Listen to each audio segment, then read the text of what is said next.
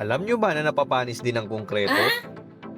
Oo, tama ang narinig mo. Ang fresh concrete ay may expiration din. Aminin natin, sa maraming project sites, madalas itong hindi nasusunod. Ang bilang ng oras ng fresh concrete ay nagsisimula mula sa paglabas nito sa batching plant, hindi sa oras na dumating sa site. Ayon sa standard practice, ang concrete ay dapat maibuo sa loob ng 90 minutes o 1.5 oras, o depende sa manufacturer's recommendation batay sa ginamit na admixture.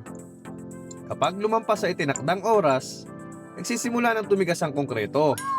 Dahil dito, hindi na ito maayos na dumadaloy sa bawat sulok ng forma at nagre-resulta sa honeycomb o pagkampaw ng concrete. Ang mas masama pa, may ilang gumagawa ng diskarte na dinadagdagan ng tubig ang halo para bumalik ang labnaw. Naku, huwag na huwag niyong gagawin yan.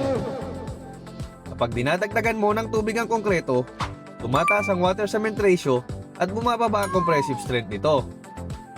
Isipin mo na lang, kung ang design mix mo ay 4,000 PSI, maaari ito bumaba sa 3,000 PSI o mas mababa pa. At kapag bumaba ang lakas ng konkreto, direktang naapektuhan ang tibay ng structure. Sa pinakamasamang sitwasyon, maaari itong humantong sa structural failure o pag-collapse.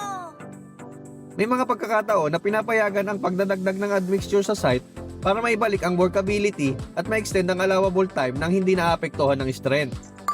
Pero tandaan, dapat ito ay approved. Sinusunod ang material datasheet at may maximum allowable dosage batay sa bigat ng semento. Hindi ito basta-basta ginagawa. Kaya ikaw, engineer, foreman, o kahit sinong naka-assign sa pagbabantay ng buhos, kung expired na ang konkreto, huwag na itong gamitin at huwag na huwag lalagyan ng tubig. Tandaan mo, nasa kamay mo ang tibay at kaligtasan ng structure na ginagawa nyo.